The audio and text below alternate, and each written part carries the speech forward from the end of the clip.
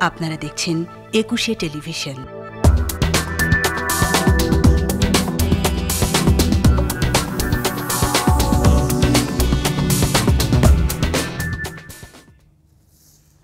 আমন্ত্রণ ২১ রাতে।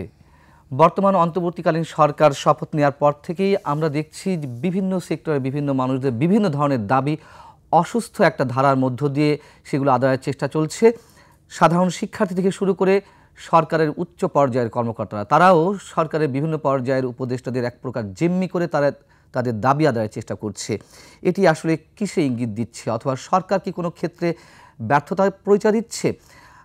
বিষয়গুলো আসলে কি, এই বিষয় নিয়ে আমরা আলোচনা করব। আমাদের আজকের বিষয় সচিবালয়ে অস্থিরতা কেন। এ বিষয়ে আমাদের সঙ্গে আলোচনার জন্য ২১-এর স্টুডিওতে উপস্থিত রয়েছেন সাবেক সচিব এবং সাবেক হাই কমিশনার মুফাজ্জল করিম, রয়েছেন সিনিয়র সাংবাদিক এবং কলামিস্ট মোস্তফা কামাল। স্যার, আপনার কাছে একটু প্রথমে আসতে চাই। আমরা দেখতে পাচ্ছি প্রায় ১ মাস তো ২-৩ দিন হয়ে গেল বর্তমান সরকার শপথ নিয়েছে। তারপর থেকে শিক্ষার্থী থেকে শুরু করে আনসার বিদ্রোহ, এক ধরনের বিদ্রোহ তো আমরা দেখলাম সচিবালয় যেভাবে তারা সারাদিন জিম্মি করে রাখলেন সরকারের উপদেষ্টা থেকে শুরু করে উচ্চপদস্থ কর্মকর্তাদের। এইগুলোকে আপনি কি হিসেবে দেখছেন? আমাদের চলমান সংস্কৃতি অংশ নাকি অন্য কিছু? আপনাকে ধন্যবাদ। আসলে আমি অত্যন্ত বিস্মিত এবং স্তম্ভিত হয়েছি যে আমাকে ২১-এ টেলিভিশন মনে হচ্ছিল যেন বিনা দোষে মৃত্যুদণ্ড দিয়ে দিয়েছে, এরকম একটা ব্যাপার। মানে কি, মানে 10 বছর আপনাকে ডাকা হয়নি? 10 বছর পর্যন্ত আমার সঙ্গে তাদের কোন, অথচ এই একটি চ্যানেল যেখানে অত্যন্ত আনন্দের সঙ্গে সমানে এসছি এবং আমরা আমাদের মধ্যে পারস্পরিক একটা বোঝাপড়া ছিল বা সমঝোতা ছিল। যাই হোক, কিন্তু হঠাৎ করে দেখলাম যে না, এজন্য সংযোগ বিচ্ছিন্ন হয়ে গেল। এর কারণটি কি ফাইন্ড আউট করলেন আপনি? বিহাইন্ড দ্য স্ক্রিন কি হয়েছে সেগুলো তো জানেন, যে দখল হয়েছিল, এস আলম গ্রুপ দখল নিয়েছিল, সাবেক প্রধানমন্ত্রী শেখ হাসিনার নির্দেশে প্রকৃত যিনি চেয়ারম্যান তাকে অ্যারেস্ট করা হলো। আমি অবশ্য এগুলার যা শোনা কথা আর কি, তবে আমার কাছে একটু খারাপ লেগেছে যে এটা কিরকম কথা, সব ব্যাপারেই হস্তক্ষেপ করতে হবে। এমনকি এই বেসরকারি টেলিভিশন চ্যানেল যেগুলো ইটিভির মতো, তারা কি করবে না করবে সেটাও কি সরকারের মন্ত্রণালয় সরকার বলে দিতে হবে? তাহলে এই দেশে রয়েছিল কি? আসলে কিছুই ছিল না। যখন এই দখলমুক্ত হয়ে গেল, এখন তো কোনো অসুবিধা হচ্ছে না কথাবার্তা বলতে। এবং আশা করছি আমরা যে এই ট্রেন্ডটা শুধুমাত্র অন্তর্বর্তীকালীন সরকার নয়, এরপরে নির্বাচিত যে সরকার আসবে তারাও এটা ঠিক রাখবেন। সচিবালয়ের ওইটাতে আসি, সংক্ষেপে বলি। আমি তো ধরুন সরকারের চাকরি করেছি বিভিন্নভাবে প্রায় 40 বছর। অর্থাৎ প্রথমে শিক্ষকতাতে ছিলাম সরকারি কলেজে, সেখান থেকে সিভিল সার্ভিস, এবং সর্বশেষ ওই হাই কমিশনার হিসেবে চাকরি করেছি লন্ডনে। যাই হোক, আমার জীবনে কোনোদিন এটা দেখি নাই যে সচিবালয়ের মধ্যে গিয়ে গেট একরকম প্রায় ভেঙে ফেলবে এরকম করে। এবং ঘটনাচক্রে প্রথম যেদিন আনসাররা এটা করলো, সেদিন আমি আমার ব্যক্তিগত একটা দাপ্তরিক কাজে আমি গেছিলাম সচিবালয়ে, আমিও আটকা পড়ে গেছিলাম অনেকক্ষণ পর্যন্ত, প্রায় ঘন্টা 2-1 সচিবালয়ের মধ্যে ওখানে গাড়ির লাইন ছিল। এবং শুনলে কেমন শোনায়, আমাদের বাংলাদেশের আইজি পুলিশের আইজি, তার গাড়ি ছিল আমার সামনে এবং তার লোকজনও ছিলেন পেছনে, সব গাড়ি আটকা রেখে দিয়েছে। কারা? আনসাররা। তাদের দাবি, তাদের দাবি নিশ্চয়ই থাকতে পারে, ন্যায়সঙ্গত না অন্যায্য দাবি সেটা পরের কথা, কিন্তু দাবি প্রত্যেকেরই থাকতে পারে, ছাত্র জনতা থেকে শুরু করে এরকম আনসার বলুন বা সচিব বলুন, সকলেই থাকতে পারে। কিন্তু তার একটা নিয়মকানুন আছে। আমি আমার 40 বছর জীবনে দেখি না এরকম। এরা সবাই একেবারে না গেট ভেঙে ঢুকে পড়বে এরকম একটা ভাব, আর কাউকে বেরোতে দেবে না। তো এটা এই থেকে সূচনা হলো। সেই দিন সরকার তত ওই যে আইজি সাহেব বা পুলিশ সবাই খুব ধৈর্যের পরিচয় দিয়েছে, সংযমের পরিচয় দিয়েছে, অনেক কিছু বলে কয়ে। কিন্তু আমি কি করলাম, আমি দেখলাম আমার খুব তাড়া ছিল, আমি ওটা ছেড়ে দিয়ে একটা সিএনজি নিয়ে বাসায় রওনা হয়ে গেলাম। তো এটা ঠিক না। শুধু আনসার নয় তো, শিক্ষার্থী থেকে শুরু করে এখনো যে আন্দোলন চলছে, যুগ্ম সচিব বা সিনিয়র সহকারী সচিবদের ডিসি নিয়োগ করা, এটাও আমি অবাক হয়ে যাচ্ছি। এরকম বঞ্চনা ইত্যাদিতে আমরা যখন চাকরি করছি তাও তো হয়েছে, অনেক সময় হয়েছে, অনেক সরকারের সময়। কিন্তু কোনো কালেই আর কি এটা দেখি নাই। তবে হ্যাঁ, এখানে একটা তবে আছে, খুব গুরুত্বপূর্ণ তবে। 1996-এর কথা আপনাদের মনে আছে নিশ্চয়ই, জনতার মঞ্চ। এইখানে কিন্তু এটা বীজ রোপিত হয়। এবং আমি তখন সচিব বাণিজ্য মন্ত্রণালয়ে ছিলাম। এসে আমার সহকর্মীরা, আমার জুনিয়র সিনিয়র আসেন। সেটা ছিল বিশেষ একটি রাজনৈতিক দলের পক্ষে, আওয়ামী লীগের পক্ষে তৎকালীন সরকারের বিরুদ্ধে নেমে আসা। কিন্তু এখন তো চলছে দাবি দেওয়ার আন্দোলন। না, কিন্তু কোন সরকারি কর্মচারী এটা তো পারে না, সে পারে এরকম? নিশ্চয় না। এটা তো কন্ডাক্ট রুলের মধ্যে সম্পূর্ণ নিষিদ্ধ রাজনীতি করা বা এরকম। সেইখান থেকে এটা, এই যে উষ্ণ পরিবেশ হয়ে গেল, উত্তাপ বিকীর্ণ হতে থাকলো, এটা তো কিন্তু তখন থেকে শুরু হয়েছে। এবং সেটা করার পরে এরপরে এটা আস্তে আস্তে এই পর্যায়ে চলে গেছে। তার নাহলে ব্রিটিশ আমল বলুন, পাকিস্তান আমল বলুন, যে আমলই বলুন না কেন, কোনোদিন সরকারি কর্মচারীদের মধ্যে এই ধরনের এত মানে শৃঙ্খলা বিরোধী আচরণ এটা লক্ষ্য করা যায় না। এবং এর যে পরিণতি কি হবে আমি বুঝতে পারছি আমি না। পরিণতি সম্পর্কে আপনার কাছে আসবো। সাংবাদিক মুস্তফা কামাল, এখনো যেটা চলছে সচিবালয়ে, 64 জেলার 59টি জেলাতে ডিসি পদায়ন করা হলো, তাদের প্রমোশন দিয়ে জেলা প্রশাসক করা হলো, তার বিরুদ্ধে আবার আন্দোলন। হ্যাঁ, অনেক ধরনেরই অযৌক্তিক কাউকে হয়তো পদায়ন করা হতেই পারে, কিন্তু সেগুলোর বিরুদ্ধে কথা বলার স্পেস কি এরকম নির্মাণ করতে হবে? সচিবালয়ের মধ্যে একেবারে আন্দোলন শুরু করে দিয়েছে, হই হট্টগোল চলছে, এই বিষয়টা কি আপনি কিভাবে মূল্যায়ন করবেন আপনার অভিজ্ঞতা আলোকে? জি, ধন্যবাদ। আমার অভিজ্ঞতা এখানে দু ধরনের। একটা হচ্ছে আমি কিছুদিন সচিবালয় বিট করেছি। সচিবালয় অর্থ প্রশাসনের হেডকোয়ার্টার বা প্রাণকেন্দ্র। আবার বাইরে থেকে দেখার সুযোগ হয়েছে বিভিন্নভাবে, সেটা ব্যক্তিগতভাবে। আর আপনার প্রসঙ্গের সাথে আজকে আপনার অতিথি জনাব মোফাজ্জল করিম, যদি আমরা প্রশাসনিক বিন্যাস করি অথবা প্রশাসনের ইতিহাস ঘাঁটতে যাই, পাকিস্তান আমলে ওনার অভিষেক প্রশাসনিক কর্মকর্তা হিসাবে, অর্থাৎ সাধারণ মেধাবী অফিসার ছিলেন, সিএসপি অফিসার, ভীষণ মেধাবী। তো পরাধীন বাংলাদেশের পর যখন স্বাধীন বাংলাদেশ, অর্থাৎ প্রাদেশিক পর্বে অভিজ্ঞতা ওনার, তাও কেন্দ্রীয় শাসনে, বিশাল সৌভাগ্যবান, জীবনে অনেক দেখেছেন, অনেক করেছেনও। তো ওনার কাছেই কিন্তু বিস্ময় লাগছে, হতভম্ব লাগছে যে এগুলো কি, ওনার অভিজ্ঞতার জায়গা থেকে। তো এবার আমাদের সরাসরি অভিজ্ঞতার আলোকে বা আপনার বা আমার দেখেন, আমি তো সচিবালয় বিট করেছি, এগুলা কি দেখছি, তো কি দেখছি অর্থাৎ গত 15 বছর 7 মাসে যেসব ক্রিয়া অথবা কর্ম, দুটার যোগ ফলে মসজিদের ইমাম সাহেবও এবার পালিয়েছেন, যেটা আমরা কখনো দেখিনি। এতে করে আমরা হতভম্বর চেয়ে আরো বেশি কিছু আছে কিনা ওই শব্দ খুঁজতে হয়। ইউনিভার্সিটির ভাইস চ্যান্সেলর পালিয়েছেন, প্রধান বিচারপতি পালিয়েছেন, সাবেক প্রধান বিচারপতি, সেটাও আমরা কখনো দেখিনি। তো আবার যদি আমি পুরোটা না বলি, একটু আংশিক হয়ে যায়, আমরা সাংবাদিকরাও কেউ পালিয়েছি, নতুন ঘটনার জন্ম। তো সর্বশেষ আনসারদের ঘটনাটা অল্পর মধ্যে সেটা একটা সমাধান করা গেছে, কিন্তু সমাধান এখনো হয়নি, সেটা বিচারিক পর্যায়ে চলে গেছে। গত 2 দিন যেটা সচিবালয়ে হচ্ছে, আমরা আলোচনায় ছিলাম প্রশাসনিক সংস্কার নিয়ে। তো সংস্কারের আরেকটা শব্দ মেরামত করা, অথবা বলি ভালো হয়ে যাওয়া। তো আবার ভালো হয়ে যাওয়া প্রশ্নে আমাদের কুমিল্লা অঞ্চলে একটা কথা বলা হয় যে ভালো হইতে পয়সা লাগে না, তাহলে কি লাগে? সদিচ্ছা লাগে। তো আবার সদিচ্ছা দিয়েও কিন্তু এখন কাবার হচ্ছে না, পরিবেশও লাগে। বর্তমানে যে পরিবেশটা বিরাজ করছে, সেখানে সংস্কারের যাবতীয় উপাদান আছে, বাস্তবতা আছে, কিন্তু সেটা না করে অদল বদল যেটাকে বলে সেটা হচ্ছে। রামের বদলে রহিম বসছে, আবুলের বদলে বাবুল বসছে, এই নিয়ে কিন্তু গন্ডগোলটা সচিবালয়ে।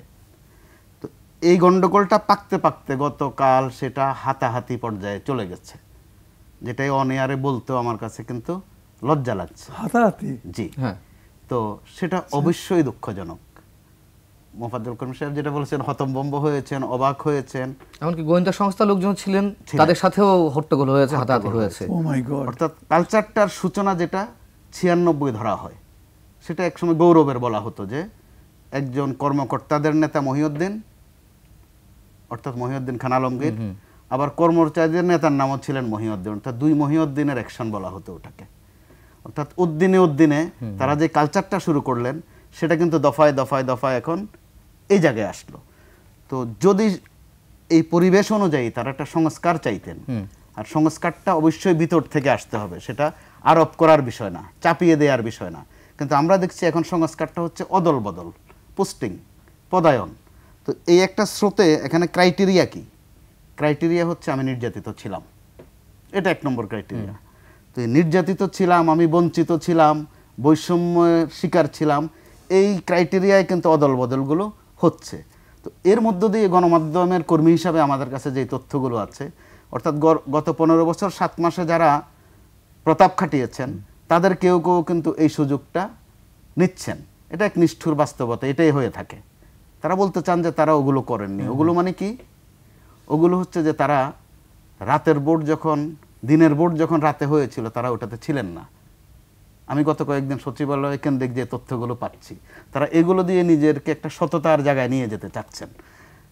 তো আবার বাস্তবতা কি? আমাদের সচিবালয় বলেন, পুলিশ প্রশাসন আর সিভিল প্রশাসন, বিভিন্ন জায়গায় যারা আছেন এখনো বিভিন্ন পরিচয়ে আছেন, পরিচয়ের বেশিরভাগ যে বঞ্চিত কোটা, এখানেও একটা কোটা শব্দ আসছে। যোগ করলে অথবা তথ্য নিলে আপনি দেখবেন তাদের মধ্যে এক ধরনের এক্সপার্টিজম আছে। এক্সপার্টিজম একটা তো বললামই, দিনের ভোট রাতে করে ফেলা, বিনা ভোটেও পাশ করিয়ে দেয়া, অর্থাৎ এ ধরনের নেগেটিভ অভিজ্ঞতায় তারা কিন্তু সমৃদ্ধ হয়েছেন। কিন্তু মোফাজ্জল করিমদের আমলে তারা কি দিয়ে সমৃদ্ধ হয়েছেন? শিক্ষা দিয়ে, প্রশাসন পরিচালনা নিয়ে, পরিস্থিতি সামাল দেয়া নিয়ে, তার উপর নিজস্ব তাদের সততা কতটুকু, ওইটাও কিন্তু একটা আইডেন্টিটি ছিল। কিন্তু 96-র পর থেকে আমরা ট্যাগ লাগানোটা কিন্তু পর্যাপ্ত মাপে করেছি। আবার তারাও, অর্থাৎ আমরা যাদেরকে আমলা বলি বা প্রশাসনিক কর্মকর্তা বলি, তারাও আসলে প্রকারান্তরে এক ধরনের শাসক হয়ে গেছেন অথবা প্রশাসক হয়ে গেছেন। তারাও কিন্তু এই ট্যাগ লাগিয়ে অভ্যস্ত, কারণ প্রাপ্তি যোগ হচ্ছে এতে। নইলে এবার কিন্তু প্রশাসনিক কর্মকর্তারাও পালিয়েছেন। পালাতে হবে কেন? জি, অপেশাদারিত্বের সঙ্গে এই দাবি দাওয়াগুলো আদায় করতে দেখছি। এর ভিতরে কি অন্য কিছু আছে? এই ভেতরে কিছু আছে কি না এটা কিন্তু আমাকেও ভাবিয়ে তুলছে। আমার মনে হচ্ছে কেন জানি আর কি, এই অন্তর্বর্তীকালীন সরকার যারা তাদের সম্পূর্ণ নিষ্ঠা দিয়ে, সততা দিয়ে তারা পরিস্থিতিটা সামাল দিতে চেষ্টা করছেন বা সংস্কার আনতে চাচ্ছেন, এদেরকে কি করে ব্যর্থ করা যায় সেই চেষ্টা যে কেউ করবে না এটা কেউ হলফ করে বলতে পারে না। এবং এটার বোধহয় এই ক্রিয়াটা বোধহয় তলে তলে আরম্ভ হয়েছে আমার ধারণা, যে বিভিন্ন জায়গায় লাগাই দাও আনসার, তুমি আসো, তোমার তো আয় আয়, তোমাকে যে টাকা দেওয়া হয়েছে এটা তো চলে না, চলো, এই যে ভাবটা। তারপরে তুমি ওই আমলে তুমি শিক্ষার্থীরা যেভাবে গেট ভেঙে সচিবালয়ের মধ্যে ঢুকে একটা অন্যায্য দাবি আদায় করেছিল যে বিনা পরীক্ষায় তারা পাশ করে দিতে হবে, তাদেরকে অটো পাস দিতে হবে, এবং যে প্রক্রিয়া তারা এই দাবিটা আদায় করলো, এটাও ঠিক হয় নাই। কিন্তু ওই যে শিক্ষার্থীরা যে বললো যে অটো প্রমোশন যেটা আর কি, এবং সেটা চাহিদা মাত্র দিয়ে দিল, এটা কিন্তু ঠিক হয় নাই। এটা ঠিক হয় নাই। হ্যাঁ, আলাপ আলোচনা করো, সমস্যাটা কি একটা নিয়মের মাধ্যমে একটা নিয়ে যাই। তোমরা বলবে যে এই আর দিয়ে দিলাম, এটা করা উচিত না। এখানে আমার মনে হচ্ছে বর্তমান সরকারকে আর একটু শক্ত হতে হবে। এবং বর্তমান সরকারের আমার ব্যক্তিগত ধারণা হচ্ছে যে একটু বোধহয় জড়তা ওখানটাতে আছে, যে আমরা যদি কিছু শক্ত হতে যাই বা কোনো রকমের কোনো যদি আমাদের কোনো ব্যাপারে দৃঢ়তা পোষণ করি, তাহলে না আবার আমরা ওই আমাদের পূর্বসূরি বা যাদেরকে সরিয়ে আমরা এসছি, আমরা তো সরাই নাই, ছেলেরা সরিয়ে আমাদেরকে এনেছে, তাদের মতো না হয়ে যায়। এই সবসময় তাদের মতো না হয়ে তারা দুর্বল হবে কেন? সারা জাতির তো একটা এক ধরনের ম্যান্ডেট তো রয়েছে, সমর্থন তো রয়েছে সরকারের প্রতি, বরঞ্চ উল্টাপাল্টা কাজ করলে বা কি বলা যায় এটাকে, আইন বিরুদ্ধ কোনো কাজ করলে সম্ভব, তখন না হয় জনসমর্থন কমে আসবে। কিন্তু আমি অনুমান করছি আর কি, যে আশা করি তাদের মধ্যে আমাদের যে বর্তমান শ্রদ্ধেয় শাসকবৃন্দ যারা রয়েছেন তাদের মধ্যে এই ভাবটা নেই আশা করব। কিন্তু কেন জানি মনে হচ্ছে চট করে যেভাবে তারা ইয়ে হয়েছে, না, আর একটু দৃঢ়তা দেখাতে হবে। দৃঢ়তা দেখানো এক জিনিস, আর একেবারে কঠোর হয়ে ওই আগের সরকারের মতো গুলি চালিয়ে দেওয়া আরেক জিনিস। দৃঢ়তাতে আমি গুলি না মেরেও তো আমি একটা ক্রাউডকে ইয়ে করতে পারি, তাই না? তাকে একটা মানে তার পাওয়ারটা তাদেরকে এক্সপোজ করতে হবে, কিন্তু সেটা প্রদর্শন করতে হবে নিশ্চয়ই। তাতে করে যদি একটু সমালোচনাও যদি শুনতে হয় তাহলে শুনলে না হয় শুনলেনি, তাই বলে কোনো রকমের নিয়ম কানুন আইন এটা ইয়ে করা ব্যর্থ করে। কেউ আসে বললো যে আমরা পরীক্ষা দিব না, পাশ করাই দিন, আর সঙ্গে সঙ্গে দাও কাগজ দাও, লিখে দিলাম, সেটা করা ঠিক না। সাংবাদিক মোস্তফা কামাল, আপনি কি মনে করেন যেই প্রক্রিয়ায় দাবিগুলো তুলে ধরা হচ্ছে, এতদিন তারা কোথায় ছিলেন? এই যে আপনি বলেন 15 বছর 7 মাস, 15 বছর 7 মাসের মধ্যে সরকার কিছু দেবে না, তারা দাবি জানাবে না, সরকার কঠোর, এই জন্য আমি সব কিছু মুখ বুঝে সহ্য করে যাব। আর প্রায় 1.5 দশক আমি ওয়েট করলাম, একটা সরকার প্রতিষ্ঠিত হতে না হতেই এই ধরনের একটা মব সিচুয়েশন ক্রিয়েট করা হচ্ছে। জি, সেটা যেখানে আমি 15 বছর 7 মাস সইতে পারলাম, অথবা ধৈর্য ধরতে পারলাম, অথবা মেনে নিলাম, সেখানে আমি 30-32 দিনও মানতে পারছি না। এখানে আমার প্রচুর দাবি, বায়না। কিছুদিন আগে আমরা আয়নাগর শুনেছি, ততক্ষণে বায়নাগর শুরু হয়ে গেছে। কথায় কথায় যে কোনো কিছু নিয়ে প্রধান উপদেষ্টার বাসার সামনে চলে যাওয়া, জনাদর্শক গেলে কিছুক্ষণের মধ্যে 1-150 হয়ে যায়। ঢাকা মেট্রোপলিটন পুলিশ এক পর্যায়ে কিন্তু একটা নির্দেশ জারি করেছে যে ওনার বাসার সামনে এইভাবে জমায়েত হওয়া যাবে না। তো আমার একটু ব্যক্তিগতভাবে সুযোগ আছে, আমি রমনা পার্কে হাঁটি সকালে। তো গত কয়েকদিনের চিত্র দেখছি ওনার বাসার সামনে মোটামুটি ফাঁকা, তারপরে উকিঝুঁকি আছে আশপাশে, অর্থাৎ নমুনা দেখার একটা অপেক্ষা যে আবার যাওয়া যায় কিনা, যেটা বোধহয় আমাদের অনেকটা বৈশিষ্ট্যগত, আমরা সুযোগটা খুঁজি। কিন্তু সচিবালয় আছে, আবার একসাথে জড়ো হওয়া লাগে না বায়না ধরতে। এখন যেহেতু আইটির যুগ, নানানভাবে নিজেদের দাবিটা শো করা যায়, প্রচার করা যায়। তো এর মধ্য দিয়ে দাবিগুলোর ধরন আপনি দেখেন, এটা চাই, ওটা চাই, এবং এখনই চাই, নগদে চাই, আগামীকাল পর্যন্ত না, তারা নগদে নগদে একটা ফয়সালা চায়। তো আবার 15 বছর 7 মাস তারা কেন বলতে পারেনি বা বলেনি, সেটারও ব্যাখ্যা আছে ভিন্ন। তো এখন বলতে পারছে, এটাও তো একটা ছোট্টখাট্ট সংস্কার। এই যে বলতে পারছি, আপনি যে আপনার জায়গা থেকে স্পষ্ট করে এত সুন্দর করে প্রশ্নগুলো বলে ফেলছেন, এটাও একটা ছোট্ট সংস্কার আমার দৃষ্টিতে। আমিও যে মোটামুটি মন খুলে কথা বলছি, এটাও একটা ছোট্ট সংস্কার। স্বয়ং প্রধান উপদেষ্টা কিন্তু আমাদেরকে একটু অভয় দিয়েছেন, নির্ভয় দিয়েছেন, যে সরকারের যদি কোনো ত্রুটি থাকে বা সমালোচনা থাকে, আমরা যেন মন খুলে বলি। এটা কিন্তু চারটিখানি কথা নয়, এই বলা বলি নিয়ে কিন্তু অনেক কিছু হয়ে গেছে। মুখ বন্ধ করা, যেটা মোফাজ্জল করিম সাহেবের একটা লেখা আছে, মুখবন্ধ। এটা কি মুখ বন্ধ নাকি মুখবন্ধ, তফাৎ ভিন্ন আছে। তো এরকম একটা অবস্থায় কথা বলতে পারছি, বলি, সমস্যা কি? কিন্তু নির্দিষ্ট জায়গা থেকে কথাগুলো ওইভাবে কিন্তু আসছে না। আপনারা একটু মনে করে দেখেন, ছাত্রদের আন্দোলনের ঠিক মাস 1-1.5 কিন্তু চলেছে শিক্ষকদের আন্দোলন। ওই আন্দোলনটা কি নিয়েছিল? মোটেই কোনো নৈতিক বিষয় নিয়ে নয়, শুধু অর্থনৈতিক বিষয় নিয়ে। নৈতিক নয়, অর্থনৈতিক বিষয়, একটু বেতন ভাতা বাড়ানো, আবার একটা সুপার সার্ভিস তারা চাচ্ছেন, সুপার স্কেল চাচ্ছেন। কিন্তু সরকার তাদেরকে কিন্তু গ্রাহ্য করেনি। কেন করেনি?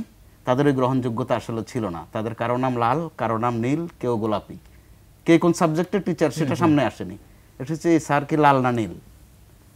ঠিক এর মধ্যে যখন ছাত্ররা আন্দোলন শুরু করলো, এটাকে কিন্তু লাল নীল সবুজ দিয়া রং দেয়া যায়নি।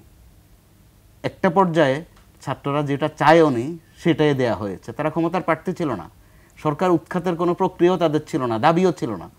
এতে করে তারা কিন্তু কবিতার মতো বলেছে যে চাইলাম সংস্কার, হয়ে গেলাম সরকার। তারা এই উপদেশটা হয়তো চাইনি, তো এরকম কোনো এজেন্ডা ছিল বলে আমাদের জানা নেই। কিন্তু ঘটনার অনিবার্যতা 34 দিনে, মাত্র 34 দিনে বাংলাদেশে সেটা ঘটে গেল।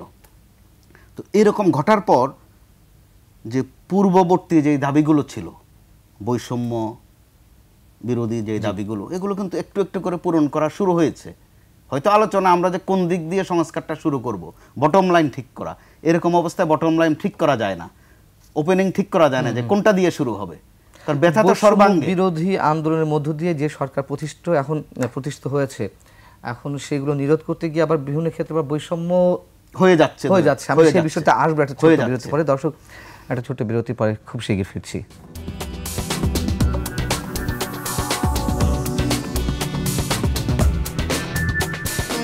আবার আমন্ত্রণ 21 রাতে আলোচনা করছি সচিবালয়ে কেন দিনের পর দিন অস্থিরতা। আমি মোস্তফা কামাল আপনার কাছে আসবো, তার আগে মোফাজ্জল করিম। আচ্ছা, শেষ, আচ্ছা বাকি ছিল। তো যেহেতু বৈষম্য হয়ে যাচ্ছে, আপনি বলছেন, আমরাও দেখছি বৈষম্য হয়ে যাচ্ছে, কিন্তু মাত্রাগতভাবে অস্থিরতা বেড়ে গেছে। আমি সেটাই বলছি। অস্থিরতা আপনি দেখেন, যৌনকর্মীদের উপর হামলা হয়ে গেল, একেবারে যেটা ধারণার বাইরে, হিসাবের বাইরে। আশা আকাঙ্ক্ষারও বাইরে, আশঙ্কারও বাইরে। এর মধ্যে আবার মাজার ভাঙ্গা শুরু হয়ে গেল, অর্থাৎ নানান কথা, নানান হাসি, নানান কাশির ফাঁকে এ ধরনের কিছু শক্তি গজিয়েছে, যেটা পর্যাপ্ত বাটি চালান দিয়ে খোঁজার দরকার নাই, স্পষ্ট বোঝা যায় যে একটা ষড়যন্ত্র কিন্তু চলছে। কারা শুরু করেছে, কারা চালিয়ে নিচ্ছে সামনের দিকে, সেটা বোধহয় সরকারের দিক থেকেই আইডেন্টিফাই করা দরকার। আপনি যেহেতু একটু বলেছেন, আমি শেষ করে ফেলি আনসারদের বিষয়টা, যে আনসাররা সেদিন নেমেছিল, তাদেরকে কারা নামিয়েছিল, কারা নতুন জামা বানিয়ে দিয়েছিল। প্রত্যেকটা আনসারের গায়ে কিন্তু নতুন জামা ছিল, প্যান্টটাও নতুন ছিল। আর যাদের দুই একজনের হাতাহাতির কারণে কাপড় খুলে গেছে, খেয়াল করা গেছে যে গেঞ্জিটা পুরানো। অর্থাৎ এটার মধ্যে যে একটা আয়োজন ছিল সেটা তো স্পষ্ট। তো আমার কাছে যেই তথ্য, বৈষম্য বিরোধী ছাত্ররা এরই মধ্যে কোন টেইলার্সে এই কাপড়গুলো বানিয়েছিল, কোত্থেকে কেনা হয়েছিল, সেটা উদ্ধার করেছে। তো যদি যথাযথ অ্যাকশন, পদক্ষেপ বলেন আর হস্তক্ষেপ বলেন, যেই কোনো ক্ষেপে নিয়ে থাকুক, সেটা একটা দৃষ্টান্ত হবে। এখনও যারা নানান জায়গায় এটা সেটা নিয়ে মানি না করছেন, কি মানি না আপনি জিজ্ঞাসা করলে বলেই যে জানি না, তাদেরকে নামানো হয়েছে। মানি না এক গ্রুপ আছে, আরেক গ্রুপ আছে দাবি মেনে নাও, মানতে হবে মেনে নাও, এখনই মেনে নাও। এগুলোর ক্ষেত্রে সরকারের মধ্যে একটু শক্ত হওয়ার দরকার আছে। এখানে বাইরের কোনো শক্তি হোক আর দেশের কোনো শক্তি হোক, যেটা মাননীয় প্রধান উপদেষ্টার বক্তব্য আছে, কিন্তু কথাটা সর্বশেষ তিনি যেটা বলেছেন, গত পরশু যেটা বলেছেন, যে যারা পরাজিত অথবা যারা হেরে গেছে বা বিতাড়িত হয়েছে, তাদের বেদনা আছে, বেদনা থাকবে, তাদের কিছু ষড়যন্ত্রও থাকবে। এতে করে খুব তালাশ করার বোধ আর দরকার করে না। স্যার, এই যে একের পর এক আন্দোলন, দাবি আদায়কে কেন্দ্র করে, কথিত দাবি আমি বলবো না, তাদের বিভিন্ন দাবি যৌক্তিকতা থাকতেই পারে, কিন্তু আমরা বলছি পন্থার কথা বারবার। তারা কি টার্গেট নিয়ে নেমেছে যে এই সরকারকে একদিনের জন্য স্বস্তি থাকতে দেবে না বা কাজ করতে দেবে না, যেভাবে হোক একটা অস্থিরতার মধ্যে রেখে আবার নতুন কোনো ধরনের কোনো কিছু বাস্তবায়ন করা, এরকম চলতে থাকলে কাজ করবে কীভাবে? দেখুন, এটা একটা, আমি মনে করি এটা একটা অশনি সংকেত। এই যে হঠাৎ করে যেখানে আমরা আনন্দে, যেখানে আমরা বিভোর হয়ে থাকার কথা ছিল, যে যাক বাবা 15.5 বছর পরে আমরা স্বস্তির নিঃশ্বাস ফেলছি, প্রাণ খুলে কথা বলতে পাচ্ছি, আমাদের আর কোনো রকমের ভয়ের কিছু নাই, সেখানে হঠাৎ করে আমরা যে এই অবস্থার মধ্যে পড়ে গেলাম, এটার মধ্যে আমার মনে হচ্ছে যে সরকারকে বিব্রত না, শুধু বিপাকে ফেলার জন্যে একটা চেষ্টা, এবং এটা করা হচ্ছে রীতিমতো আটঘাট বেঁধেই নামা হয়েছে। এটাকে ছোট করে দেখার কোনো উপায় নাই, এবং আমার ধারণা বোধহয় সরকারও, বর্তমান সরকারও এ ব্যাপারে যথেষ্ট সজাগ আছেন। কারণ তা না হলে দেখুন, একটা জিনিস লক্ষ্য করেছেন, দুর্গাপূজা গত 50-55 বছর যাবৎ স্বাধীন বাংলাদেশে সবসময় হয়ে আসছে। প্রত্যেক সরকারই মোটামুটি, সেটা আওয়ামী সরকারই হোক আর বিএনপি সরকার যাই হোক, মোটামুটি প্রস্তুতিতে। এবারকার প্রস্তুতিটা দেখেছেন সাজ রবের মতো। এমনকি ধর্মমন্ত্রী যে সমস্ত কথাবার্তা বলছেন, মাদ্রাসার ছাত্রদের বলতেছেন যাও ভলান্টিয়ার হিসাবে গিয়ে কাজ করো, যদি ওনারা যদি মানেন ইত্যাদি। তো এটা থেকে কি মনে হচ্ছে? মনে হচ্ছে যেন সরকারও অবহিত আছেন যে কিছু একটা গণ্ডগোল, একটা ঘোট পাকাতে পারে। দুর্গাপূজা কিন্তু ছোটোখাটো জিনিস নয়, বাংলাদেশের সর্বত্র ইয়ে হয়। এরকম করে মানে সুযোগ সন্ধানীরা একটা কিছু ঘোট পাকানোর জন্যে, গণ্ডগোল করার জন্যে, সরকারকে বিপাকে ফেলার জন্যে, এবং আবার একটা পাল্টা আন্দোলন, পাল্টা একটা আক্রমণের মতো না হয়, তার জন্য কি করতে হবে? আমার অভিজ্ঞতা থেকে বলছি, শুধুমাত্র আপনার পুলিশ আর র্যাব আর বিডিআর, কী বলে বিজিবি ইত্যাদি হবে না। যেটা করতে হবে, জনগণকে বোঝাতে হবে, জনগণকে সঙ্গে নিতে হবে। এখন বর্তমান অন্তর্বর্তীকালীন সরকারের মস্ত বড় সীমাবদ্ধতা হলো সেখানে, কারণ তারা তো রাজনৈতিক দল নয়, তাদের তো সেই প্ল্যাটফর্ম নাই জনগণের কাছে যাওয়ার। তার কার আছে?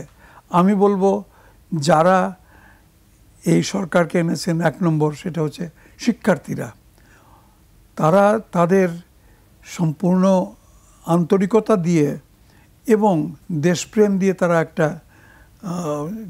একটা ইয়েতে আন্দোলনে নেমেছিল, এবং যার সুফল তারা পেয়েছে। তাদেরকেই আবার জনগণের কাছে গিয়ে বলতে হবে, না এভাবে চললে হবে না, আসো যারা এটা করার চেষ্টা করছে তাদের আইডেন্টিফাই করে তাদেরকে মোকাবেলা করো। জনগণই মোকাবেলা করতে হবে, এবং করে কি করতে হবে? অনন্তকাল তো আর থাকার জন্যে এই বর্তমান কালীন সরকার আসে নাই। তারা এসছে যে ঠিকঠাক করে দিয়ে সংস্কার বলতে পারে এই 10তলা দালানটাকে একেবারে গ্রাউন্ড ফ্লোর থেকে টপ ফ্লোর পর্যন্ত সোনা দিয়ে রূপা দিয়ে মুড়ে দিলাম, তা তো বলা হচ্ছে না। বলা হচ্ছে যেখানে পানি পড়তেছে, যেখানে জানলার কাঁচ ভেঙে গেছে, যেটা হয়েছে, এগুলা ঠিকঠাক করা, ওইটুকু করতে তো দিতে হবে। তা না হলে পরে তো এই বিল্ডিং তো 2 দিন পরে আবার ঝড় ঝাপটা বৃষ্টি বাদল ইত্যাদির মুখোমুখি হবে। এইটুকু যাতে করতে পারা যায়, সেই জন্যে আবার শিক্ষার্থীরাই আমি বলবো ইয়েদেরকে নিয়ে, জনগণকে নিয়ে আসতে। কারণ এটা শিক্ষার্থীদেরকে তো আবার প্রধান উপদেষ্টা বলেছেন যে তোমরা পড়াশোনার টেবিলে ফিরে যাও।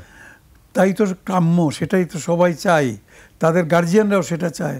বাবারে অনেক হয়েছে, অনেক রক্ত তোরা দিয়েছিস।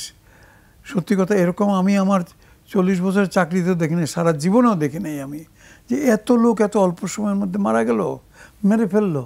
ও my god, how could it be possible? ঠুস ঠুস ঠুস ঠুস করে একেবারে মেরে দিলে। তোমাদেরকে যদি এরকম, বা তোমার ছেলেটা যদি এরকম করে মারা যেত, কেমন লাগতো? জবাব দাও ওসি সাহেব, জবাব দাও কনস্টেবল সাহেব, জবাবদিহির ব্যবস্থা করা হচ্ছে। তো যাই হোক, এই জন্যে আমি বলতেছি যে এখনও পড়াশোনা করতে দিচ্ছে না তোমাদের। কারা? তোমরা তো চাচ্ছ বাবারা যে তোমরা চলে যাবে। এখন তোমাদের প্রতিনিধিরা থাকবে সরকারের সঙ্গে, গো বিটুইন হিসাবে, জনগণ শিক্ষার্থী এদের মাঝখানে এবং সরকারের মাঝখানে গো বিটুইন হিসাবে থাকবে, ঠিক আছে। কিন্তু বাদবাকি সকলে আমরা ফিরে যাব স্কুলে, কলেজে, মাদ্রাসায়, বিশ্ববিদ্যালয়ে ফিরে যাব, লেখাপড়া করব। এটাই তো তোমাদের কাছে তো জাতির প্রত্যাশা, তোমাদের গার্জিয়ানদের প্রত্যাশা। কিন্তু সেটা যখন করতে দিচ্ছে না, আবার তোমরা বাবারা একটু আবার দায়িত্ব পালন করো। তোমরা কিছুদিনের জন্য হলে পরেও জনগণকে বোঝাও, দেখো এটা আমি জানি না আমি কতটুকু আমার বক্তব্য তাদের কাছে গ্রহণযোগ্য হবে কি না, কিন্তু তারাই একমাত্র আশার স্থল, এটা আমি বিশ্বাস করি। অনেকটা সেরকমই। আমাদের মুস্তফা কামাল সংস্কার কথা বলছিলেন, এবং এই সংস্কার করতে গিয়ে বিভিন্ন ক্ষেত্রে যে পদোন্নতি যারা বঞ্চিত ছিল, তার মধ্য দিয়েও আমরা নানান ধরনের অসঙ্গতি দেখছি। দেখা যাচ্ছে যে 1 সপ্তাহের মধ্যে 3টে প্রমোশন, উপসচিব থেকে একেবারে সচিব পর্যায়ে চলে গেছে। হ্যাঁ, আবার দেখা যাচ্ছে এগুলো গণমাধ্যমে আসছে, নানান ধরনের রিপোর্টিং এগুলো বেরিয়ে আসছে যে সেই পুরনো সিন্ডিকেট সক্রিয়, কাদেরকে পদায়ন করাতে হবে, কাদেরকে এক জায়গা থেকে আরেক জায়গায় সরাতে হবে, সেই পুরনো সিন্ডিকেট অর্থাৎ গত 1.5 দশক ধরে যারা নিয়ন্ত্রণ করেছে তারা আবার এই জায়গাগুলোতে ফিরে আসছে। ত্রুটিটা আসলে, বিচ্যুতিটা কোথায়? নৈতিকতার প্রথমে, দ্বিতীয়ত আমাদের চর্চার, আমরা অভ্যস্ত যেভাবে। এরা কিভাবে সুযোগ করে নিচ্ছে? এরা তো অত্যন্ত সক্রিয়, এদের তো এটা নিয়মিত কাজ।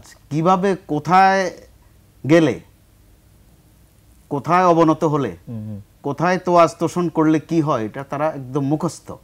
আর গত 15-15.5 বছরে আরো অভিজ্ঞ হয়েছে এই কাজে। তারা জানে যে ক্ষমতার লক্ষিন্দরটা কোন জায়গায়, কার কাছে, কতটুকু আছে, তারা পরিপূর্ণ ব্যবহার করছে। আপনি অন্তত এই ঢাকার মধ্যে যদি পুলিশ হেডকোয়ার্টার্সে যান অথবা সচিবালয়ে যান, একদম হালকার উপরে একটা হাঁটুনি দিয়ে আসলে আপনি বুঝতে পারবেন যে তারা কারা, যাদেরকে আমরা 2-3-4 মাস আগেও খুব অ্যাক্টিভ দেখেছি। বিভিন্ন চেতনার কথা তারা বলেছে, বা যেসব শব্দ তারা তখন উচ্চারণ করেছে, যেসব বডি ল্যাঙ্গুয়েজ তাদের ছিল, হয়তো ওই শরীরের ভাষা আর মুখের ভাষার মধ্যে একটু তফাৎ এসেছে, কিন্তু তারা জানে কিভাবে আবার কোথায় যেতে হবে। গন্ডগোল কিন্তু ওখানে পাকছে অভ্যন্তরে, সচিবালয়ের ভিতরে যেটা আপনি বললেন, বা পুলিশ হেডকোয়ার্টার্সে যেগুলো হচ্ছে, একদিনের মধ্যে 2-3 রকম সিদ্ধান্ত। যেখানে ডিসি পর্যায়ে আপনি পোস্টিং দিয়ে ফেলেছেন, সঠিক করেছেন, তো আবার বাদ দিয়েছেন, ওটাও সঠিক করেছেন, দুটা সঠিক একসাথে হয় না। রাইট।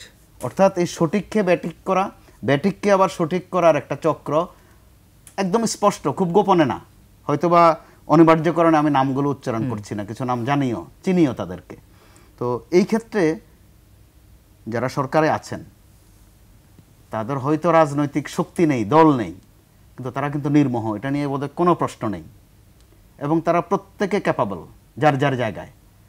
আবার জবাবদিহিতার জায়গা তাদের প্রথমত জনগণের কাছে, যত কথাই বলেন। তো জনগণ তো এই আন্দোলনটাকে আমরা ছাত্র আন্দোলন বলছি সত্য, আসলে এটা গণ আন্দোলন।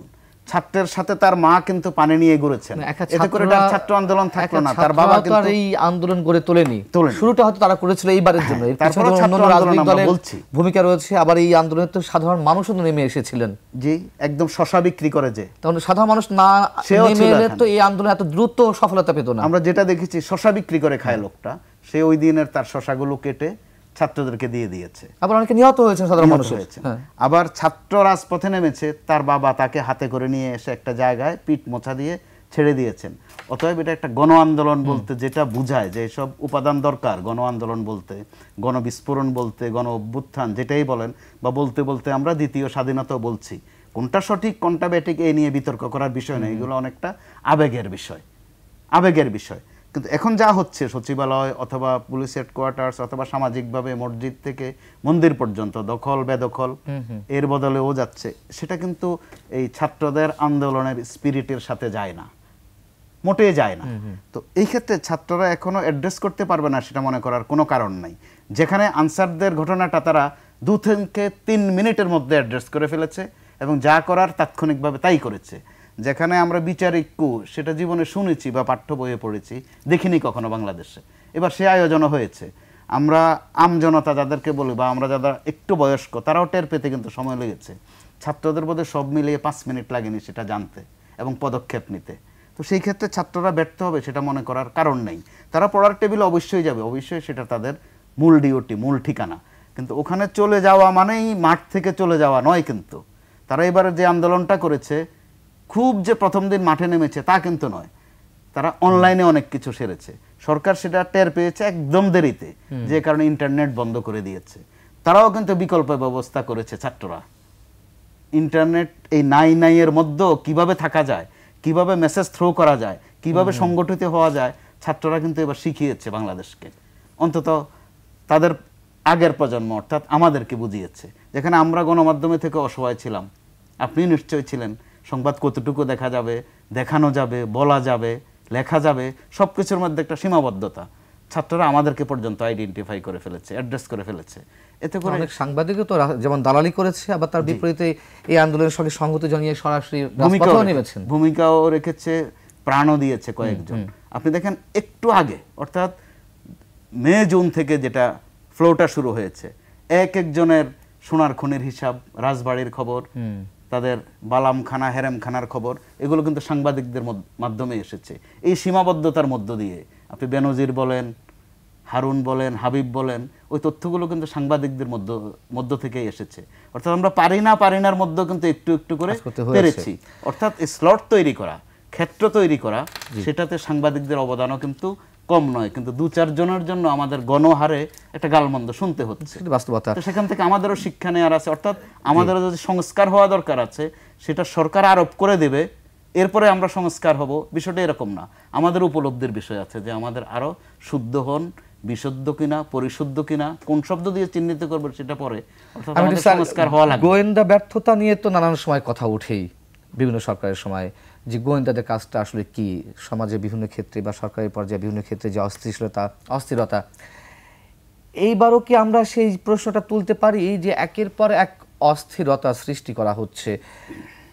গোয়েন্দা রিপোর্ট কেন আগে থেকে আসছে না, কেন তারা আগে থেকে এইগুলো নোটিশ করতে পারছে না বর্তমান সরকারকে? অন্তত দেখুন, যেহেতু আপনি বা আমি, আমরা সরকারে নেই, গোয়েন্দাতেও নেই, কিছুই না, আমরা সাধারণ আমজনতা। ওকে, আমজনতা এটা জানার কথা না, কিন্তু এমনও হতে পারে, এটা উড়িয়ে দিতে পারেন না আপনি। গোয়েন্দা সংস্থাগুলো আগে যা করেছে সেই আমলে, এখন যে নিশ্চয়ই তারা আরও নড়ে চড়ে বসছে, এবং তারা হয়তো সরকারকে তারা ঠিক খবরটা দিয়েছেও বটে।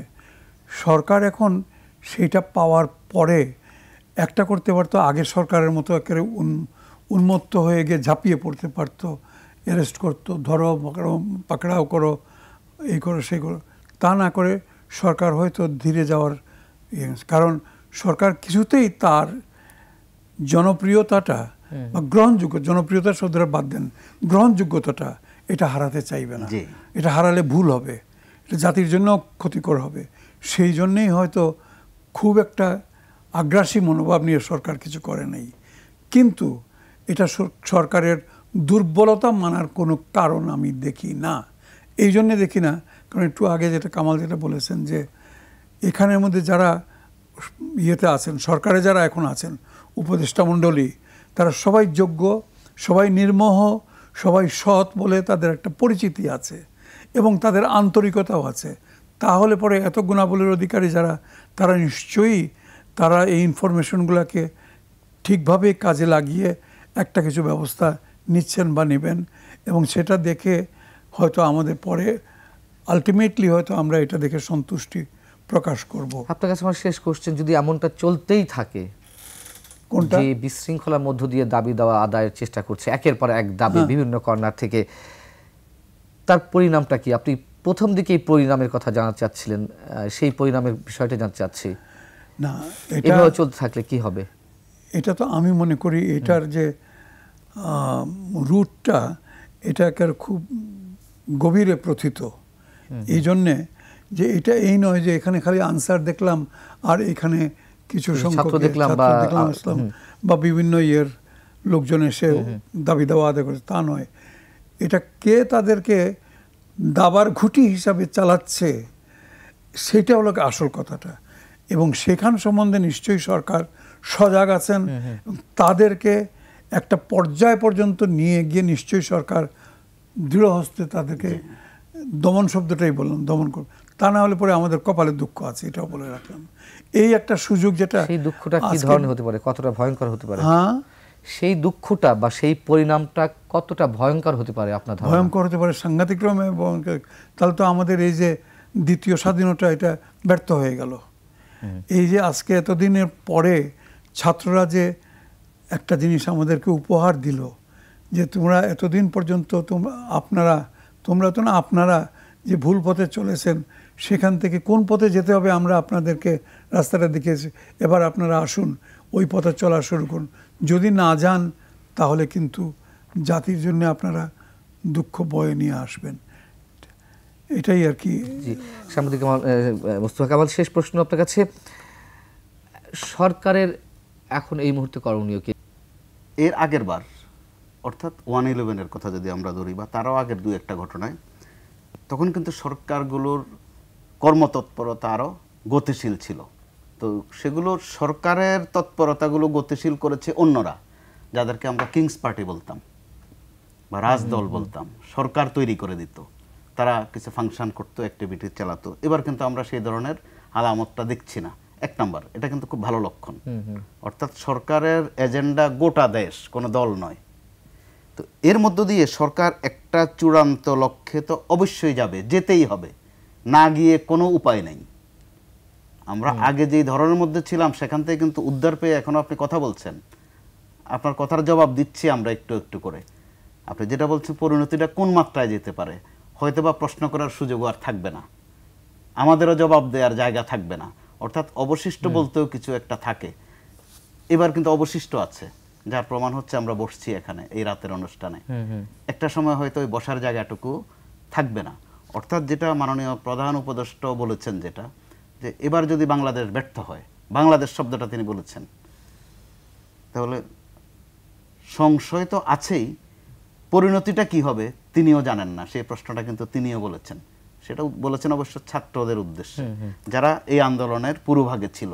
তো তাদের মাধ্যমে যে মেসেজটা তিনি দিয়েছেন, নিশ্চয়ই সেটা শুধু ছাত্রদেরকে দেননি, আমাদেরকেও দিয়েছেন, কারণ আমরা অবশ্যই এটার অংশীজন। অথবা আরো যদি সোজা করে বলি, সুবিধাভোগী। আমরা নিঃশ্বাস ফেলতে পারছি, এটা কম কথা নয় তো, কথা বলতে পারছি, নিজেদের জায়গা থেকে নিজেদের অবস্থানও তুলে ধরতে পারছি, একদম কম কথা নয়। একটা সেকেন্ড, আমরা তিনজনেই বোধহয় আমাদের অন্তর থেকে আমাদের দোয়া রইল শিক্ষার্থীদের জন্য, বিশেষ করে যারা প্রাণ দিয়েছে শিক্ষার্থীরা এবং অসংখ্য জনসাধারণ। আজকে যে আমাদেরকে এরকম একটা সুযোগ করে দিয়েছে, তার জন্য আমরা আল্লাহর কাছে তাদের রুহের মাগফিরাত কামনা করছি।